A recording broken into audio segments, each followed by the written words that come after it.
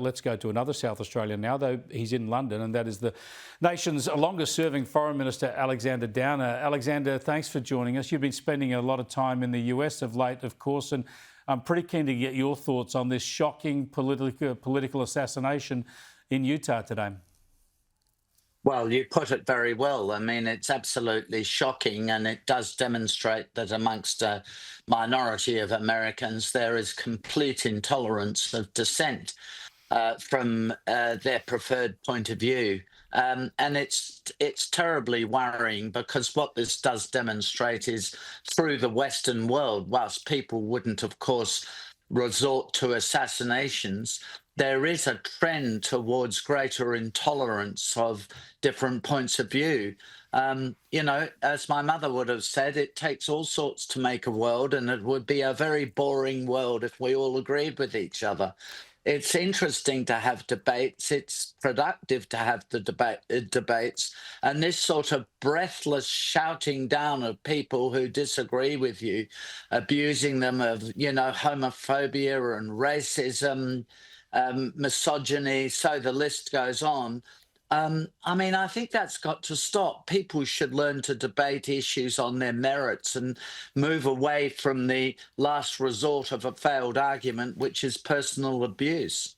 Yeah, that's what's so tragic about this situation. I hadn't known much about Charlie Kirk, frankly, before today, but I've looked at a lot of stuff over the past 12 hours or so. And while there's some of his political positions I would disagree with, what I liked about it was he was always willing to go onto university campuses and elsewhere and debate issues face to face with his opponents. I mean, that's the way to deal with these things, surely.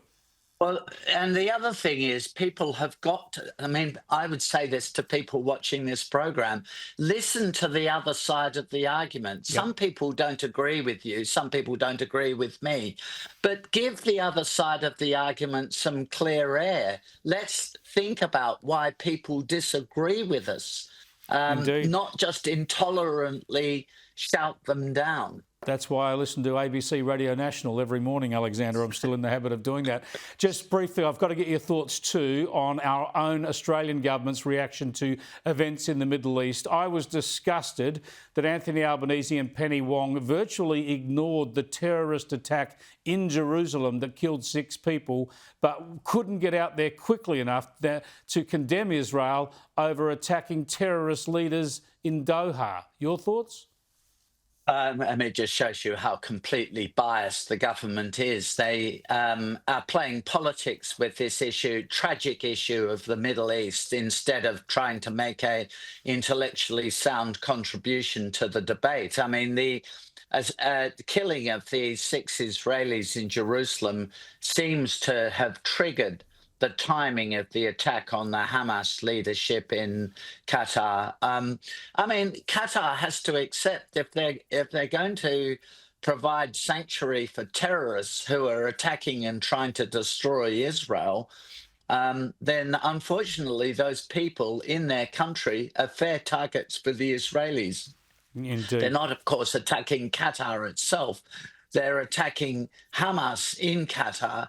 And Hamas, all of the pressure from Australian and Western governments should be on Hamas to release the hostages and end the war. But no, people like to attack the Jews. Thanks for joining us, Alexander. I appreciate it. He is spot on there, Alexander Downer. The pressure should be on Hamas, not Israel. Hamas continues to extend this war and the trauma of the Palestinian people.